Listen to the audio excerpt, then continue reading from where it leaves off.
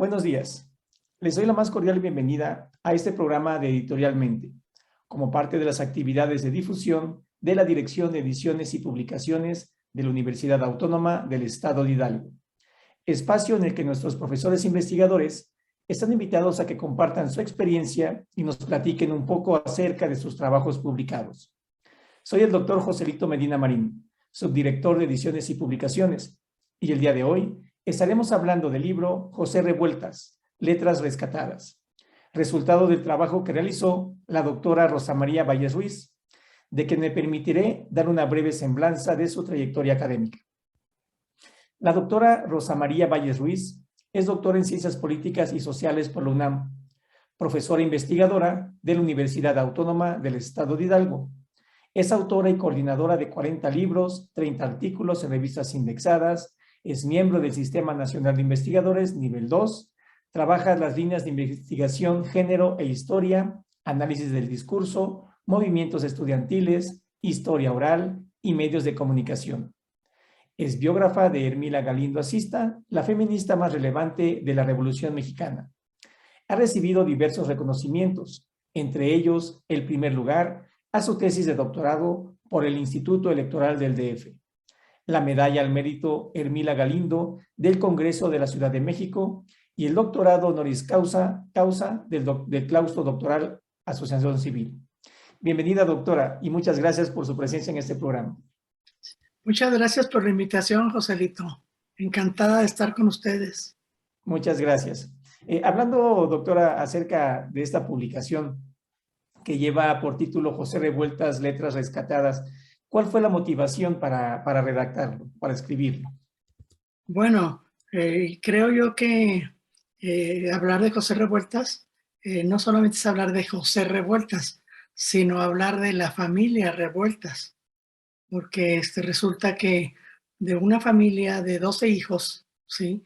4, pues prácticamente dejaron un legado histórico, entre ellos Silvestre Revueltas, músico, Fermín, pintor, Rosaura Revueltas, actriz, y José Revueltas, que además de escritor, pues fue político, militante, fue guionista de cine. Se conoce de una manera extraordinaria sus aportaciones literarias y tuvo una trayectoria tan de acuerdo a sus ideales, que entonces esa fue realmente la motivación. Y cuando yo me puse a hacer esta compilación, pues, siempre ando en la hemeroteca, siempre ando buscando en la hemeroteca, y entonces ubiqué una revista de la década de los 40 que se llamó Así. Entonces, el contexto de los 40 es muy interesante. Es muy interesante porque es el preludio de la Segunda Guerra Mundial, porque además en el plano de los medios había una revista que era muy interesante por la presencia de su director. Y esa revista, la revista Hoy, y la dirigía un periodista de los más importantes del siglo XX, que fue José Páez Yergo. Pero había también la revista Así, que era también dirigida por un periodista destacado de la época que se llamó Gregorio Ortega. Entonces yo andaba revisando en la hemeroteca, buscando unos reportajes para un libro que hice precisamente sobre otro periodista muy importante del siglo XX, que fue Mario Escurdia Camacho, y él estuvo escribiendo la revista Así, que sería otra historia para platicar. Y de pronto encuentro trabajos de José Revuelta periodísticos. O sea, yo conozco el trabajo de José Revueltas como escritor, su trayectoria, pero no tenía trabajos periodísticos. Entonces comencé a sacar algunos, pero resulta pues que no estaban todos en la hemeroteca. Y pues dije yo, bueno, ¿y quiénes son los sucesores de Gregorio Ortega? O sea, el director de la revista Sí, que competía con la de Pagés Yergo. Y fíjate, te platico un detalle. Pagés Yergo le puso a su revista, la primera, le puso Hoy. Y luego después le cambió a Mañana. Y después de cambiarle a Mañana, le puso Siempre. Y entonces, para estudiosos de los medios, hablar de la revista Siempre, pues es hablar de una revista importante, porque la década de los 60, la década de los 70, incluso los 80, pues tenía un peso, porque abría el espacio a voces plurales, lo que era difícil en otros medios. Pero fíjate cómo le hizo. Hoy, mañana, siempre. Pero bueno, regresamos a la contraparte. Así, me di cuenta de que en la hemeroteca no estaban todos los textos. Entonces me di a la tarea de buscar a los descendientes de Gregorio Ortega. Entonces Gregorio Ortega tuvo un hijo, periodista, que trabajaba en el 1+1. Entonces yo hablé con una amiga periodista del 1+1 y le dije, oye, pues comunícame con Gregorio, ponme en contacto. Y Gregorio me puso a la vez en contacto con su hermana, Belia Ortega. Y entonces Belia tenía toda la colección de la revista Sí. Y entonces ya pude yo por lo menos rescatar lo que yo quería rescatar. Porque lo que yo quería rescatar, que no lo encontré en la hemeroteca completo, era esa curiosidad de decir, ay, ¿qué escribió José Revueltas? ¿Y de qué escribió periodísticamente?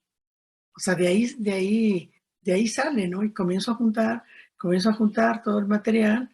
Luego, José Revueltas nació en noviembre de 1914. Entonces, ya para su centenario de su natalicio, ya para 2015 dije, esto es un buen momento. Dije, voy a comenzar a sacarlos y voy a comenzar a hacer una compilación y a poner contexto también a poner contexto de la década de los 40 y a hurgar sobre su vida para poder ubicar al lector sobre quién fue José Revueltas. Y ahí vemos quién fue José Revueltas. ¿Sí? Pues fue un idealista, fue un militante muy combatiente, fue, pese a toda la inteligencia, no tuve una preparación. Él fue autodidacta. Él solamente hizo la primaria, pero él era un devorador de libros. Él, en lugar de entrar a la secundaria, prefirió las bibliotecas y comenzó a observar de una manera muy crítica su entorno. Y comenzó a darse cuenta, pues, que la realidad era mucho más dramática que cualquier fantasía que pudiera escribir. O sea, prácticamente sus libros tienen mucho de autobiografía. Porque, por ejemplo, a los 14 años lo aprenden en el Zócalo. ¿Por qué aprenden a un adolescente de 14 años en el Zócalo? Porque tuvo la osadía de poner una bandera con la hoz y el martillo. Porque a sus 14 años, él vislumbraba que aquella sociedad, que después se vieron todos los desajustes y todos los desequilibrios, pero en ese momento, para un adolescente, pues le parecía que era lo más parecido a una sociedad igualitaria, la que en ese momento simbolizaba el comunismo. Entonces lo aprendieron y lo metieron a la cárcel de Tlatelolco. Pero pues tan joven y audaz, y esto pues, se pone en huelga de hambre. Entonces se pone en huelga de hambre y bueno, si ahorita lo vemos desde otro punto de vista, pues habría que haber hablado con ese adolescente y decirle, pues, ¿cuál era tu idea? ¿O qué es lo que quieres plantear? Sí, entonces, en lugar de ver cuáles eran las razones y si consideran una sanción, pues una sanción menor, no ir a dar a la cárcel, lo mandaron a las Islas Marías. Entonces ahí va a dar a las Islas Marías y estuvo 5 meses. Regresa e ingresa, muy joven él, no tenía ni 16 años ya para entonces, y se adhiere al Partido Comunista Mexicano. Desde los 16 años estuvo en el Partido Comunista y estuvo desde 1930 hasta 1943. Y ocurre que comienza a apoyar las huelgas, y en una de esas, en 1932, apoya una huelga de obreros agrícolas y lo vuelven a detener. Y entonces lo detienen y lo vuelven a mandar a las Islas Marías. Ahí va otra vez a las Islas Marías. Y de ahí sale uno de sus primeros libros que se llama Los muros de agua. Entonces, está escrito muy bien, para personas que no lo relacionaran con su propia trayectoria y militancia. Parecería ficción, pero es también producto del tiempo que estuvo en las Islas Marías. De ahí sale los muros de agua. Luego, en 1943, cuando ya está la Segunda Guerra Mundial, es enviado por la revista Así, de la que ya habíamos hablado. Lo mandan primero a los estados que están pegados a Estados Unidos, la frontera norte, y después lo mandan hacia abajo, hacia América del Sur. Y es ahí donde yo saco ese trabajo periodístico, que no estaba registrado. Estaba registrado en la revista Así, pero no hacia adelante. O sea, por eso es una compilación. Y entonces él, pues se va para ver, porque ¿qué fue lo que le dijeron? Le dijeron que viera cómo veían los estados fronterizos, nuestra frontera con Estados Unidos, cómo veían la situación actual, o sea, cómo la vivía y qué era lo que pensaban que podía ocurrir. Y entonces él comienza a platicar desde que viaja en tren, desde que se encuentra a dos importantes intelectuales de la época, Narciso Bassols y José Iturriaga, de cómo va llegando, de cómo llega a Mexicali, de cómo es terrible el calor, es muy fuerte, es prácticamente insoportable, cómo pasa también por el desierto, y qué es lo que pensaba y cómo vivían las personas de allá. Y por ejemplo, entre los trabajos, hay uno que él incluso se involucra, porque en Nogales entran a un restaurante, entra él a un restaurante y se da cuenta de que no permiten que entren personas de color negro. Y tienen un letrero donde le ponen ahí que ahí no se aceptan. Y entonces pues ahí se pone a discutir con el gerente y le dice que eso es discriminación, que no es posible, que tira los letreros, y lo escribe, todo eso lo escribe, y entonces se da uno cuenta de que ya, por ejemplo, cuando estamos hablando de 1943, estamos hablando de un joven todavía, de 29 años. Sin embargo, pese a que se supone, con base en el artículo 1 de la Constitución de la República Mexicana, pues no debe haber discriminación por nada, ni por etnia, ni por preferencia. Incluso se agregó en las reformas que ha habido en las últimas décadas, ni por preferencia sexual, o sea, por nada. Sin embargo, estamos hablando de letras de 43 y él ahí registra que hay discriminación. Entonces, todo ese va cubriendo lo que ve, Luego, por ejemplo, también respecto de la guerra le dicen que tienen una opinión muy fuerte sobre los japoneses, que porque son muy aguerridos, y les dicen los chapos. Los chapos les dicen a los japoneses, todavía no sé por qué les decían los chapos. Y así se la pasa en varias partes, de la frontera norte. Y luego sí se habla en algunos círculos, se habla de el avance de los aliados. Entonces tenemos que recordar que para la Segunda Guerra Mundial se conforman dos grupos muy importantes, ¿no?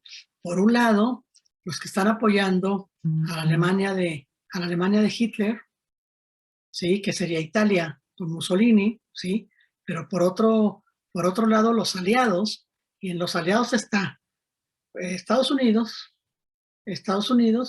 y Estados Unidos con Franklin Delano Roosevelt. O sea, Franklin Delano Roosevelt fue fundamental en esa conformación de los aliados. No fue fácil que Estados Unidos decidiera entrar a la contienda. No fue fácil. Sin embargo, ahí hay un personaje que es polémico, que a mí me parece extraordinario en cuanto a la forma en que manejó el discurso antinazi y con muchos claroscuros de forma personal, que es Winston Churchill.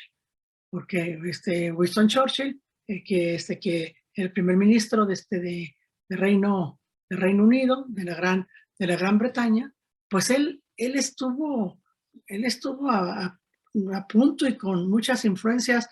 Tenía ahí dentro de su equipo a uno que lo engañó, Hitler, que no iba a agredir a Reino Unido, y que sin embargo pues Churchill no le creía.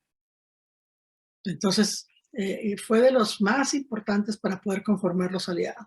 Y luego está la Unión de Repúblicas Soviéticas Socialistas con José Stalin, y luego también de Francia con Charles de Gaulle, ¿sí?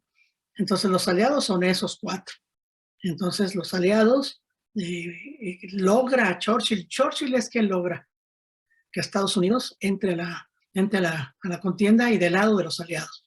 Ahora, sin embargo, no llega hasta el final en Estados Unidos, porque Franklin Delano Roosevelt muere.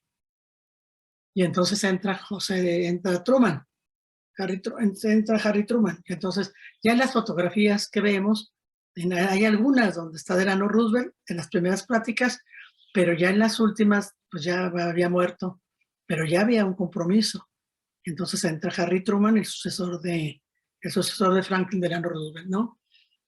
Entonces, todo esto es el contexto en el que se mueven, y es el contexto que también recoge José Revueltas en círculos de más información en la frontera, porque decía, no, es que, por ejemplo, hay una reunión que se da a conocer en los medios de entonces, no me acuerdo si es el 26, pero es julio de 1941, donde Hitler ya está viendo pues, que las cosas no están tan bien, y le dice a Mussolini que se retire al sur de Italia, pero Mussolini no quiere, y entonces el Consejo Nacional de Italia lo destituye a Mussolini, y entonces el rey Víctor Manuel III, ¿sí?, nombra a Pietro Badoglio, a ver si no me equivoco en el apellido, y ese dice que va a seguir en coalición con la Alemania, pero a la primera de inmediato le da vuelta, porque se da cuenta que los aliados van ganando terreno, ¿no? Entonces, en el caso, por ejemplo, de Revueltas, que era un hombre pues muy preparado y que sabía todo esto y que lo leía, pues iba viendo también qué pensaban las personas de la frontera norte, y lo escribía, y también las de la frontera sur, ¿sí? Y cuando se va a la frontera sur, también pregunta sobre México. ¿Qué piensan de México? ¿Qué saben de México? Entonces nos damos cuenta también, pues, de que la etapa, pues, sabían más de que había un conflicto muy fuerte, de sí identificaban bien a los países, los que estaban acá, los que estaban a favor de Alemania, los aliados, ¿sí? pero tampoco sabían gran cosa de México. No sabían gran cosa de México. Cuando les dice, y bueno, ¿ya qué personajes conocen? Cuando anda por allá por Ecuador, y entonces, pues resulta que conocen a Lombardo Toledano, al general Lázaro Cárdenas, ¿sí? Y a Cantinflas, pero sobre todo a Cantinflas. Y entonces se mueren de la risa cada vez que llegan a ver una película de Cantinflas. Estamos hablando de 1943. O sea, aparte de que sí reconocían al general Cárdenas, a Lombardo Toledano, que Lombardo Toledano pues fue el fundador del Partido Popular Socialista, un personaje de la época, ¿sí? Pues el que más conocían era Cantinflas, ¿sí? ¿Cómo ves? No, muy interesante, doctora, el contexto que se tuvo para poder llevar a cabo esta publicación y cómo José Revueltas estuvo inmerso en todo este movimiento que se ha dado a través de la historia, no solo a nivel nacional, sino de manera internacional, y pues de cierta manera también ha tenido impacto, ¿no? en nuestra sociedad. Y doctora, hablando de ese contenido, ¿cómo está estructurado este libro de José Revueltas? Ay, sí, luego te platico la participación de Revueltas en el movimiento del 68, porque es parte muy importante de su historia. Bueno, yo primero lo que hice fue ubicar al lector en José Revueltas. O sea, ¿quién es José Revueltas? Él nació en Santiago Pasquero, Durango. Desde muy niño fue a dar a la Ciudad de México, prácticamente se la pasó a la Ciudad de México. O sea, está ubicado, digamos, si lo vemos así, llaman la organización, la estructura, en tres partes. O sea, la primera es quién es José Revueltas y hurgar sobre la precisión, los datos, las fuentes confiables para poderlo registrar. Esa es la primera parte. Luego después, la revista de la década de los 40, que ya lo platiqué, la revista Sí y la revista Hoy, que eran las importantes de la época. Y luego después vienen, en esa segunda parte, los 10 reportajes que saqué, ¿sí? Y luego la tercera parte, que es una parte muy emotiva, es cuando muere José Revueltas. José Revueltas muere en abril de 1976. Entonces, lo que yo pongo ahí es cómo, qué dijeron, qué dijeron sobre él, cómo registraron su muerte, cómo fue su muerte. O sea, está estructurado de esa manera. La primera, yo dije, es necesaria porque uno no puede dar por hecho que un lector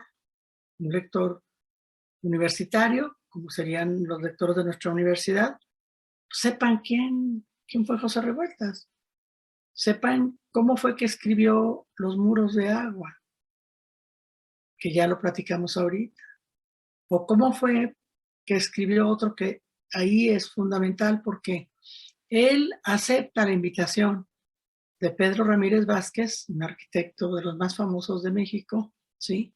Para poder colaborar en las Olimpiadas de 1968. Iba a hacer guiones y esto y aquello, pero como está ahí el movimiento, él se adhiere al movimiento. Entonces va a Ciudad Universitaria y se queda ahí en la Facultad de Filosofía y Letras. Ahí vive todo el movimiento. Incluso hay quien lo describe que llegó con un traje gris y que llegó con un portafolio muy grande y que no volvió a salir. Y ahí escuchaba a los estudiantes y ahí también daba sus opiniones y dejó lo del 68 para dedicarse a apoyar el movimiento estudiantil de 1968. ¿Sí? Ahora, todos sabemos que hay una fecha trágica porque en lugar de lograr una negociación, en lugar de escuchar, en lugar de considerar aquel pliego petitorio, que cuando uno lo ve a distancia, uno ve que no era un pliego petitorio que pretendiera cambiar el sistema político de México, ¿no? Se pedía la destitución de dos jefes policíacos por represivos. Se pedía la disolución del artículo 141, que era disolución social, y con eso de disolución social, con ese pretexto, pues, se podía arrestar a cualquiera y decir que estaba afectando la estabilidad del país, etcétera, ¿no? O sea, se pedían cuestiones que se podían haber arreglado. Sin embargo, no lo hicieron y se llegó hasta el 2 de octubre, que sigue siendo todavía un tema importante de investigación, porque no se sabe ni siquiera el número de muertos. Se aprendieron a cientos de estudiantes. Los dirigentes del Consejo Nacional de Huelga estuvieron en Lecumberri, estuvieron desde 68, 69, 70 y salieron hasta 1971. También José Revueltas estuvo ahí en Lecumberri. Y cuando consideraban que los presos se salían del huacal, por decirlo de una manera muy conocida, los metían en una celda minúscula, una celda donde prácticamente cabían así de pie, apenitas se podían mover, así, o sea, con todo lo que eso significaba física y psicológicamente. Y ese lugar se llamaba El Apando. Era un lugar donde los metían muy forzados. Entonces, ¿qué es lo que hace José Revueltas? Pues saca otro libro que se llamó El Apando. O sea, y es la historia de lo que estuvo en Lecumberri. Los demás estuvieron, los más importantes fueron Raúl Álvarez Garín, Gilberto Guevara Niebla, Eduardo Valle, Luis González de Alba, Pablo Gómez, actual titular de la Unidad de Inteligencia Financiera, estuvieron ahí y entonces estuvieron en la crujía C. Allí en la crujía C ocurrieron cuestiones muy importantes porque se fue acercando Elena Poniatowska, se fue acercando a buscarlos, estaba impactada por lo que había ocurrido en la plaza de Tlatelolco, por aquella masacre del 2 de octubre, y fue a ver a los detenidos para tener sus testimonios.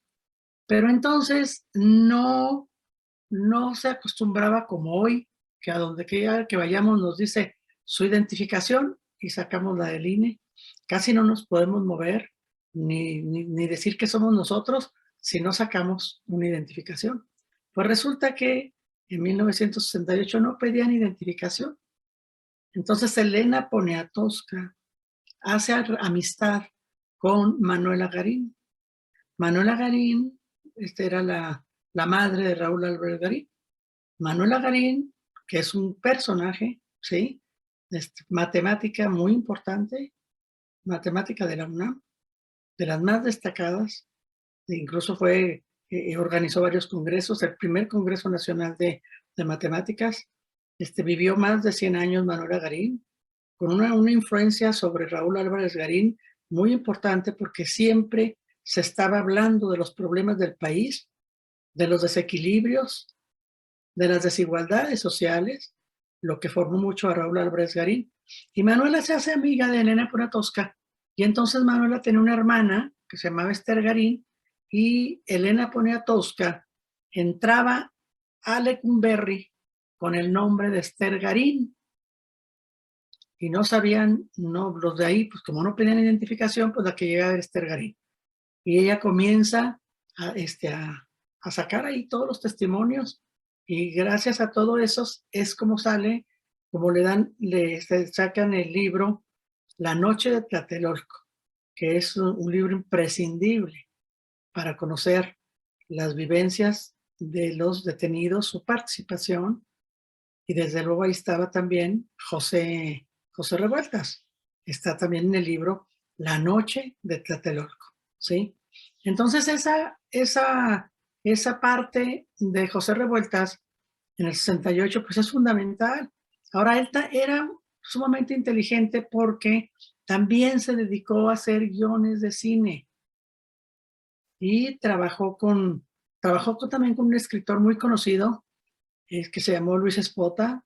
Trabajó con el director de cine Roberto Gabaldón, trabajó también con otro que se llamó Juan Ignacio Retes.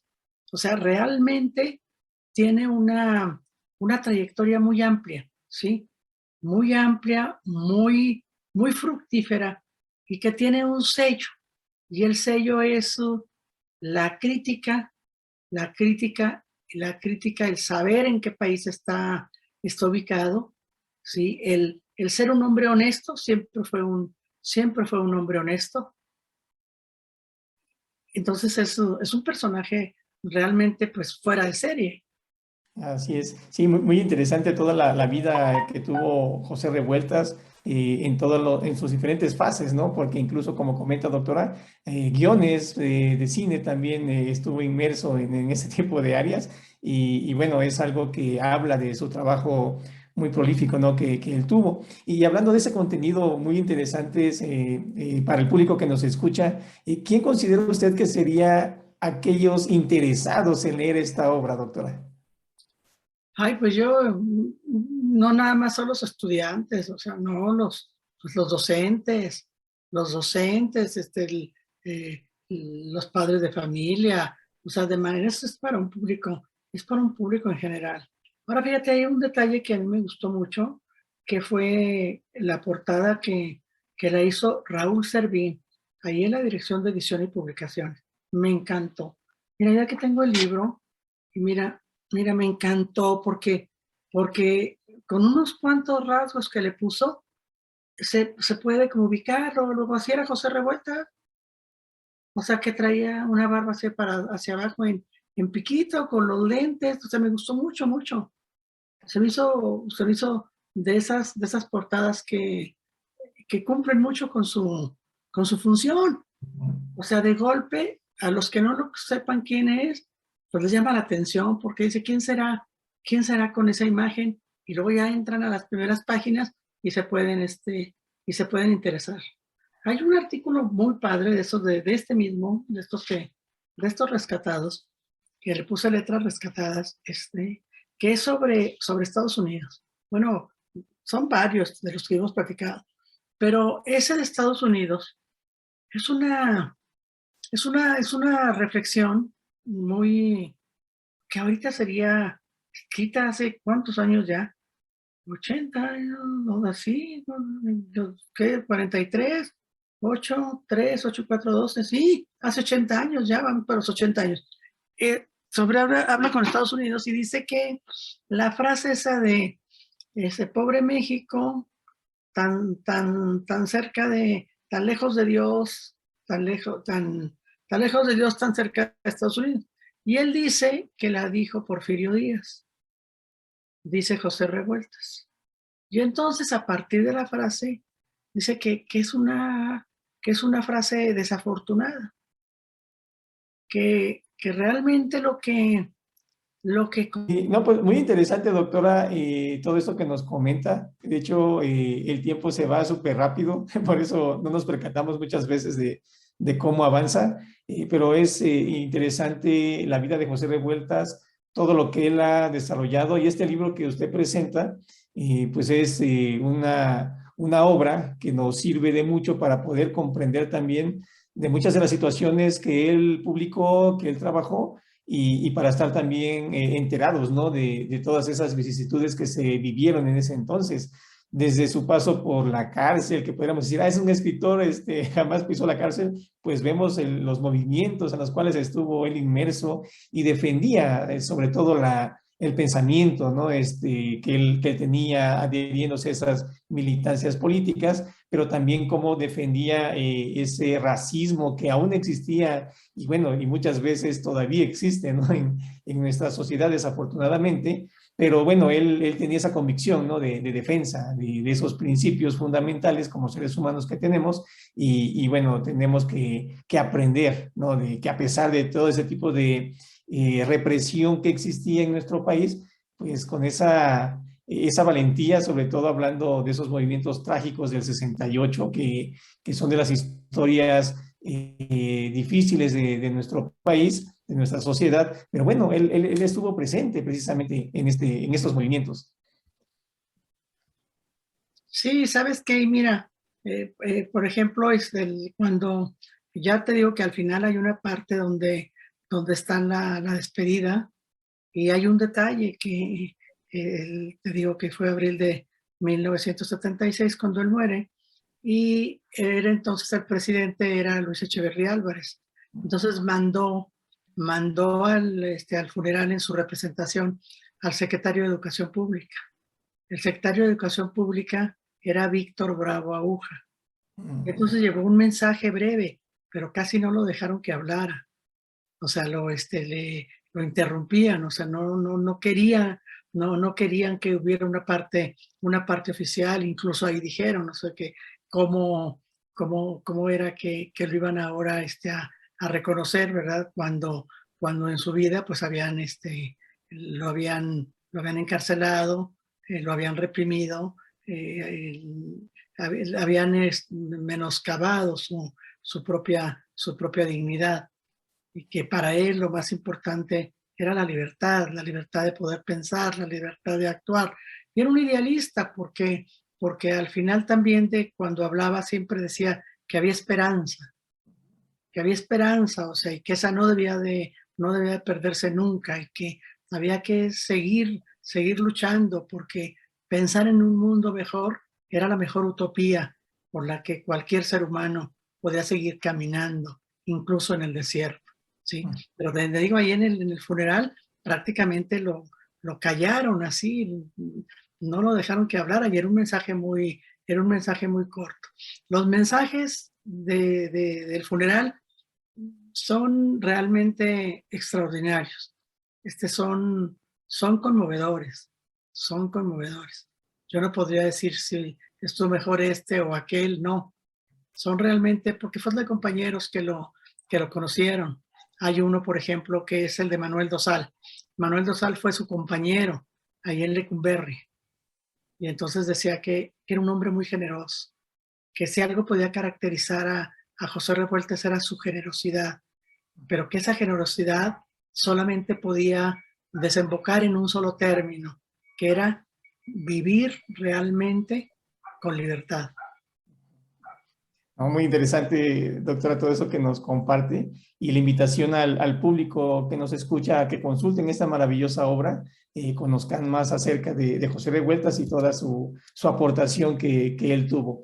Doctora, muchísimas gracias por su apertura y por compartirnos su amplio conocimiento que tiene en estos temas, en historia y en muchas situaciones que son con demasiado interés que la escuchamos y por lo tanto le agradecemos a nombre de la Dirección de Ediciones y Publicaciones. Muchas gracias, doctora.